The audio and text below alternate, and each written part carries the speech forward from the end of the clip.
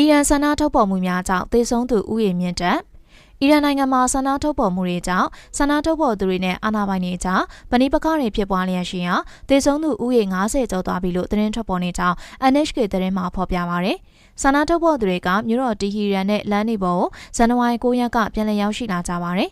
အနောက်နိုင်ငံရဲ့ပိတ်ဆို့မှုကြောင့်ဖြစ်ပေါ်လာတဲ့ဈေးနှုန်းတွေမြင့်တက်လာမှုထိန်းချုပ်ဖို့အတွက်အစိုးရကိုတိုက်တွန်းတဲ့ဆန္ဒထုတ်ဖော်မှုတွေဟာပြီးခဲ့တဲ့လကုန်ပိုင်းကစပြီးတော့ဖြစ်ပွားခဲ့တာဖြစ်ပါတယ်။ပဏိပကဖြစ်ပွားတဲ့အတွက်အနည်းဆုံးလူ52ဦးသေဆုံးခဲ့ကြောင်းနော်ဝေးအခြေစိုက်လူအခွင့်အရေးအဖွဲ့အစည်းတစ်ခုကပြောပါတယ်။အစိုးရအနေနဲ့ဖျက်ဆီးမှုတွေကိုတီးခတ်မှာမဟုတ်ကြောင်းအီရန်နိုင်ငံရဲ့ဘာသာရေးကောင်းဆောင်အယာထုလာအလီခါမီနီကနိုင်ငံပိုင်ရုပ်မြင်သံကြားကနေဇန်နဝါရီ9ရက်ကထုတ်လွှင့်တဲ့မိန့်ခွန်းမှာဆန္ဒထုတ်ဖော်သူတွေကိုတတိပေးခဲ့ပါတယ်။သေဆုံးသူတွေထဲမှာရဲရရှိတွေလည်းပါဝင်ကြောင်းနဲ့အကြမ်းဖက်မှုတွေကိုပြက်ပြက်သားသားနှိမ်နင်းဖို့ရည်ရွယ်ကြောင်းလုံခြုံရေးအာဏာပိုင်တွေကပြောထားပါတယ်။